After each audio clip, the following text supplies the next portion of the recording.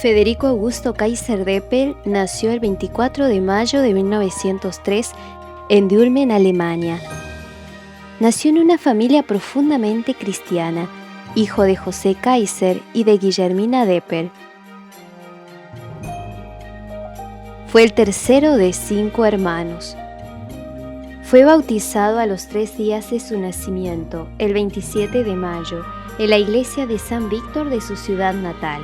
Solía decir de esta fecha: bendita la hora en que nací, criatura de Dios, mas 1000 veces más bendita la hora en que fui bautizado, hijo de Dios. Desde los 4 años sintió la llamada a su vocación sacerdotal.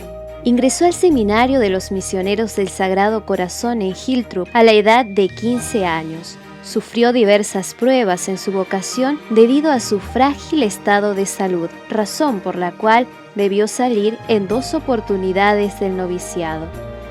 Durante su tiempo en el seminario, siempre se caracterizó por un ardiente amor a las Sagradas Escrituras. Fue ordenado sacerdote el 10 de agosto de 1932. Su anhelo más grande era el de ir a misionar a lejanas tierras para predicar el Evangelio. Llegó a tierras peruanas como miembro de la comunidad de los misioneros del Sagrado Corazón y fue profesor de religión en los colegios secundarios de la zona donde trabajaban. En Huánuco estuvo durante un tiempo como director espiritual del seminario. Trabajó en Ica y luego fue párroco en San Felipe de Lima. Durante su larga estadía en esta ciudad, el padre Kaiser fue asesor de la Acción Católica de la Juventud Femenina a nivel arquidiocesano y nacional. Impulsó el movimiento bíblico y fue su apóstol. Además, dictó cursos de teología bíblica en el Instituto Ribagüero de la Universidad Católica de Lima.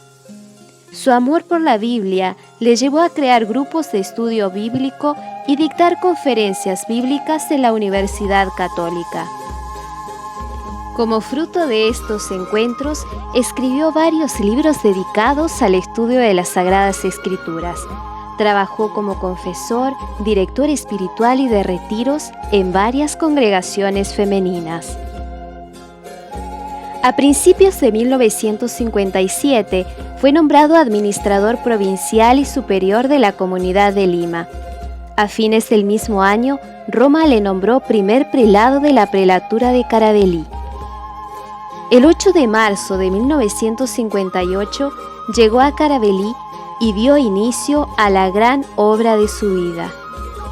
Encontró muy poco: una catedral semi-destruida, pocos sacerdotes, ninguna religiosa, mucha hambre de Dios. Sin perder el tiempo, visita toda la prelatura llevando la gracia de Dios a través de los sacramentos, sin importarle las fatigas de aquellos caminos intransitables. Se dio cuenta de la necesidad urgente de más sacerdotes. Los buscó primero por Europa, pero no los encontró. Construyó el seminario menor para promover vocaciones del lugar, pero no con muchos frutos. Se dedicó con esmero a formar catequistas que ayuden en los lugares a donde el sacerdote no podía llegar. La necesidad de atención espiritual para estas zonas de difícil acceso era urgente, mucho más aún porque la llamada de los Andes, como él llamara el clamor de esta gente por sacerdotes, no cesaba. Es a partir de entonces que, en una noche de insomnio, concibe la idea de fundar una congregación religiosa cuyo fin especial sería la de compartir el abandono de la gente y mitigar el hambre de Dios. Es así que, el 22 de junio de 1961, erigió la Pía Unión de las Misioneras de Jesús, Verbo y Víctima, nombre tomado de su insignia como prelado y que lo ratificó en su consagración episcopal. Esta misma espiritualidad la plasmó en su fundación: llevar una vida consagrada a Jesús, Verbo y Víctima en caridad docente y penitente. Fue ayudado en todo por la religiosa Madre Vilibordis, quien se convertiría en cofundadora de la naciente obra. Desde 1962 a 1965, Monseñor Kaiser participó activamente en las 4 etapas del Concilio Vaticano II. Allí hizo un dramático pedido: sacerdotes para donde no los hay. Estando en Roma en 1963, Su Santidad Pablo VI le nombró obispo titular de Berea. Tenía 60 años y era el primer obispo alemán en el Perú.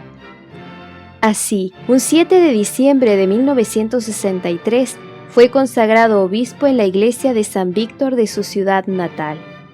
Con gratitud a Dios, mira el crecimiento de su obra y el 25 de marzo de 1971 la hace Congregación de Derecho Diocesano.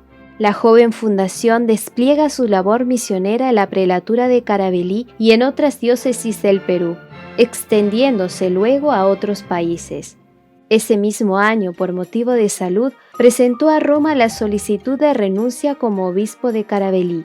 Su Santidad Pablo VI aceptó y el 25 de mayo de 1971 cesó su labor como ordinario de la prelatura.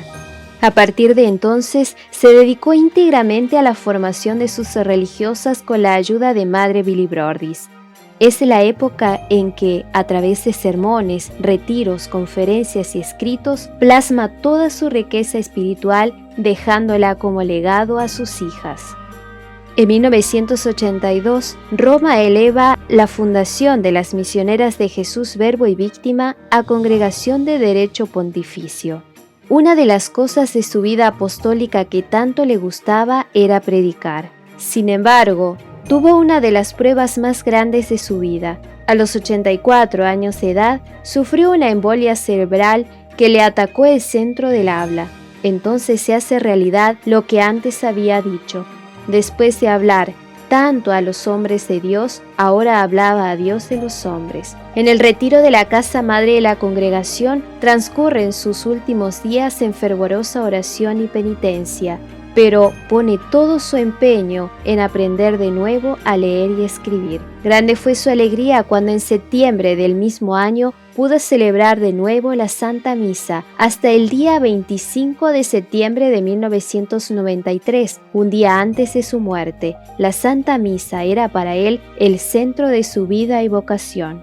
Ay, madre, yo voy pronto al cielo y voy a conocer a Dios. Y lo veo visto acá allá, porque primero he creído.